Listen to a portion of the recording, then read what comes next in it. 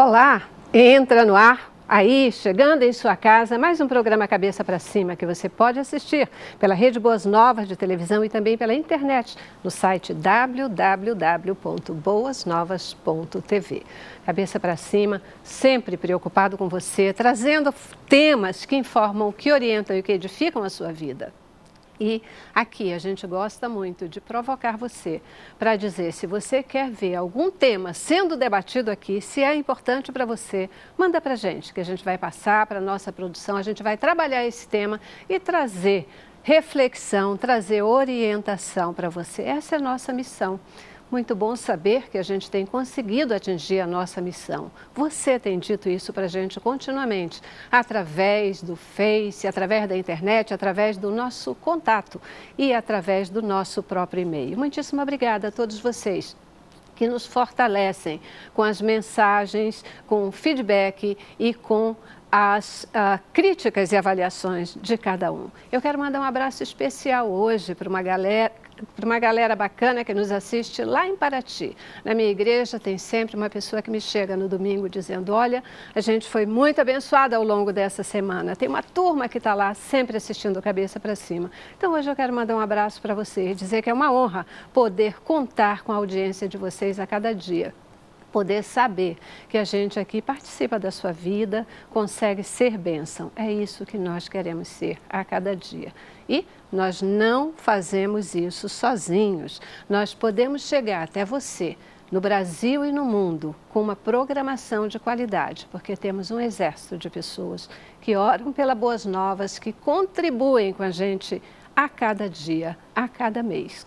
Essas pessoas que já entenderam que não é fácil fazer uma televisão com princípios cristãos, porque nos falta suporte. Mas nós não temos medo disso, porque você, querido semeador de Boas Novas, é o nosso suporte. Você é alguém que nós sabemos que podemos contar. Portanto, muitíssimo obrigada pela sua visão, porque você já entendeu que quando você semeia aqui, você está também sendo um missionário, ajudando a Boas Novas a levar o amor de Cristo a todo mundo. Você que ainda não é um semeador, registramos o nosso desafio diário, é isso mesmo. A gente quer diariamente desafiar você para ser também um semeador, orando pela Boas Novas, contribuindo com a Boas Novas, com qualquer valor que o Senhor possa colocar no seu coração. Não importa o valor, importa o teu movimento, importa a tua intenção. Se você ainda não é um semeador, liga agora, 212-6300, ou entra no nosso site e venha fazer parte do exército de semeadores, que semeiam bênçãos por todo o Brasil e por todo o mundo, que semeiam as boas novas de Cristo, como Ele mesmo nos mandou fazer. Muitíssimo obrigada a todos vocês, semeadores ou não, que o Senhor possa manter a sua boa mão sobre cada um de vocês, sobre as famílias de vocês e que Ele possa atender os desejos do seu coração.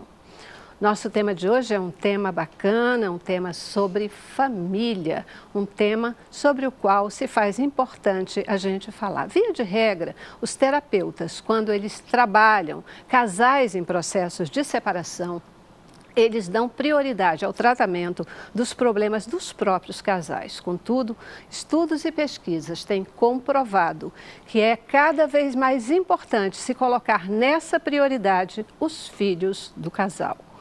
As crianças, elas precisam de orientação. Como é ser filho de pais separados? Será que esses filhos, eles devem saber o real motivo da separação dos seus pais?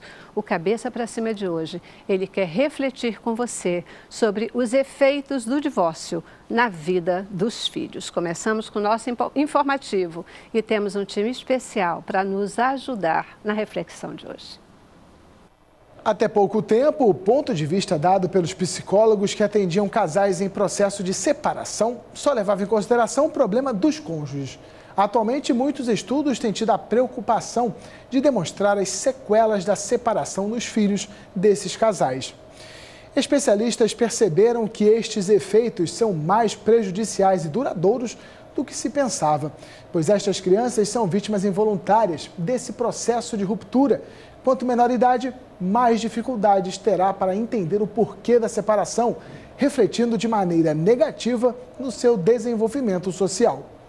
Em 2011, a taxa de divórcios bateu recorde desde 1984, quando foi iniciada a série de estatísticas do Registro Civil no Brasil, chegando a 351.153 separações. Já em 2012, último ano em que foi realizada a pesquisa, houve redução de 1,4% após mudança na Constituição que facilitou o processo. Pois é, o tema de hoje, divórcio e os filhos, é um tema que também ele é pedido de nossos telespectadores. E você já sabe que quando você pede, a gente quer falar sobre isso. E a nossa reflexão de hoje, ela pretende trazer informação relevante para você. Interessa a todos nós, né? Não só quem tem filho, não só quem está casado, não só os filhos, não só os pais, mas é uma reflexão que todos nós precisamos passar por ela. Aqui no estúdio, para nos ajudar a falar sobre esse tema, eu recebo a Vera Lúcia Amodeu, a Vera que é psicóloga clínica institucional.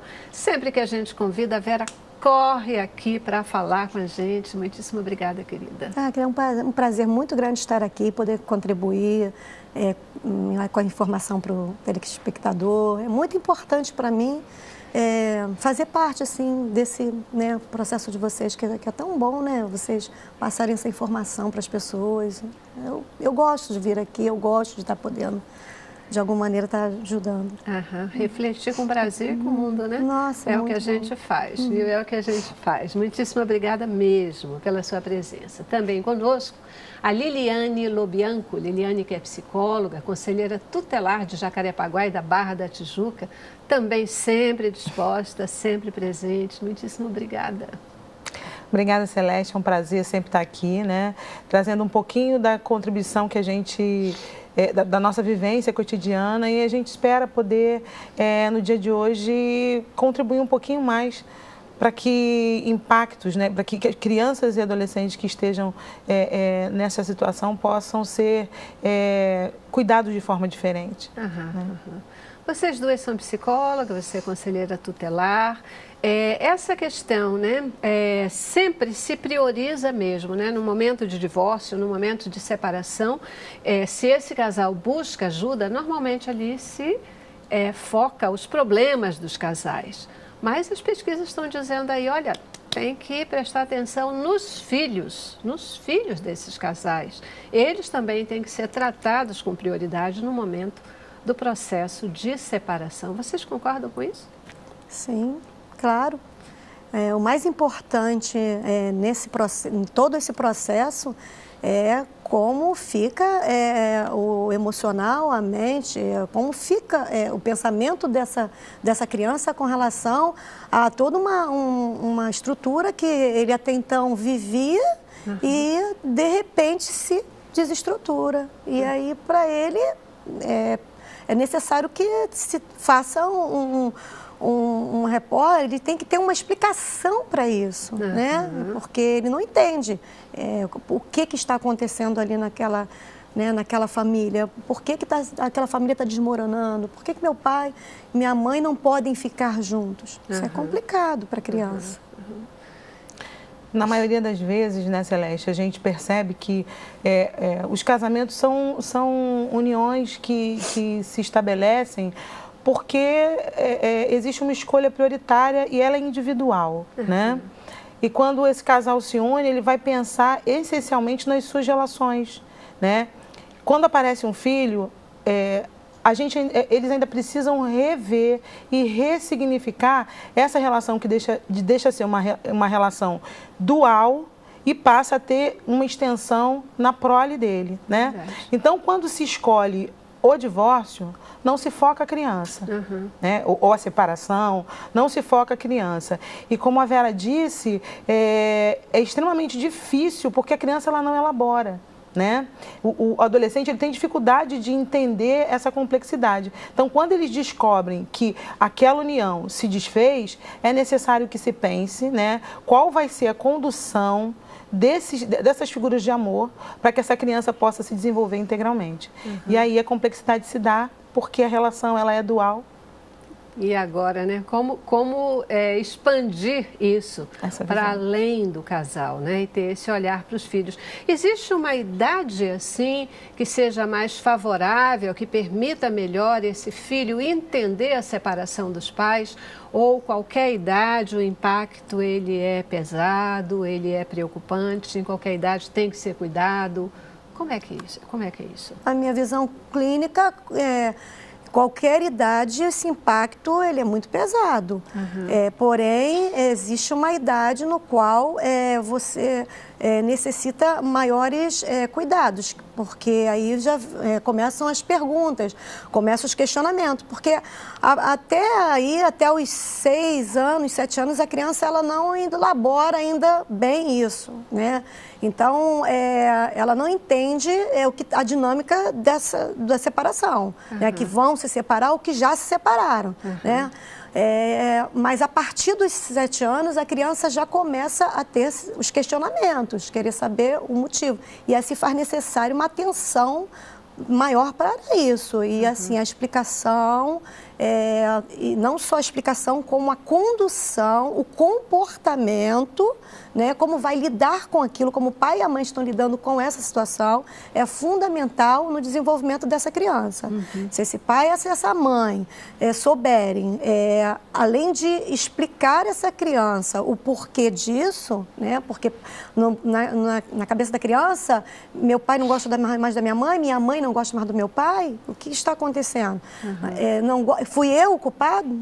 O que foi que eu fiz para meu pai mesmo? Porque a primeira coisa que a criança pensa, Celeste, o que eu fiz para meu pai e minha mãe, porque ele se sente culpado, o que eu fiz para meu pai e minha mãe se separarem, né? Então é necessário que se exponha a esses pontos, que ele não tem culpa nenhuma, né, do que está acontecendo. Existe uma questão ali muito pessoal entre pai e mãe.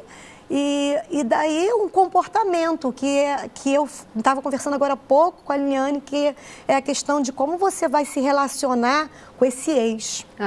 Vai influenciar na vida do seu filho para o resto da vida. Sem dúvida, sem dúvida. Porque, na verdade, essa questão, né?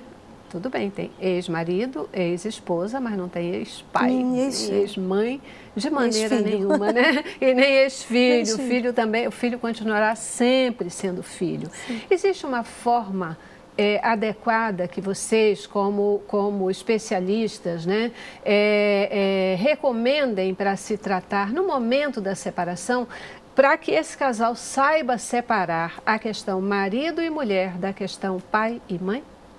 Eu acredito, Celeste, assim, é uma situação tão complexa, porque na realidade, a gente, quando um casal opta por se separar, eles estão se deparando com a falência de uma escolha que se deu e era um projeto de vida. Então, eu acredito que esse casal precise, e a gente sempre está orientando nesse sentido, de um suporte.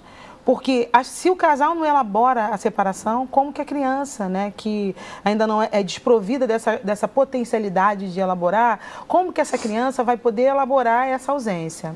É a falta, a criança vai sentir o luto pela perda de um dos genitores, porque não vai estar no convívio direto. Então, assim, nós acreditamos que esse casal precisa de suporte. Né? E a gente sempre orienta, olha, precisa discutir de que lugar é esse que vocês estão falando hoje, dos ex, né? Porque é uma relação de dualidade que se desfaz, mas é imutável a relação de paternidade, de maternidade, né? Então, assim, como que a gente acredita que essas crianças precisam ser cuidadas? Primeiro, o casal precisa se cuidar. E daí, cada casal, cada relação, né, vai impor uma referência de qual é o caminho a ser traçado para trazer os filhos para essa nova realidade. Mas é importante a gente salientar que as crianças precisam se discutir, como a Vera disse, desse lugar novo, né? É ex-marido, ex-mulher, mas não é ex-pai. Então, o convívio ele tem que ser, ele não pode ser rompido, né? Ele tem que ser cotidiano, para que essa criança entenda que, embora um dos genitores saíram da relação, eles da relação afetiva, né, ali entre os dois, não saíram da relação de convívio com os filhos. E às vezes isso não é muito comum, né? Não, às vezes, nesse momento da separação, filhos viram moeda de troca, né? Na maioria das vezes.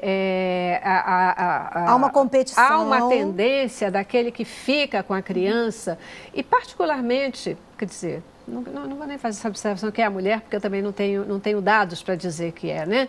Mas muitas vezes essa criança vira uma moeda de troca, usa-se isso para forçar o parceiro ou a parceira a ceder em outras questões que você quer alcançar, usa-se a criança como moeda de troca ou como escudo para aquela questão da perda, né? Do rompimento dessa relação.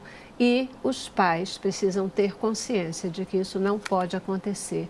Quem precisa ser mais tratado nesse momento, se é que a gente pode dizer alguma coisa, nesse momento do rompimento, da separação, os pais ou os filhos? Quem é que precisa, nesse momento, de uma consciência mais forte em relação a isso? Eu já preciso fazer o nosso primeiro intervalo e, no retorno, eu queria ouvir um pouquinho disso, aliado às experiências de vocês na questão de você como conselheira tutelar, né? Certamente lida com isso o tempo todo, você como psicóloga no seu consultório, como é que essas coisas, qual é a vivência de vocês em relação a isso, tá bom? Intervalo, vamos lá. Cabeça pra cima.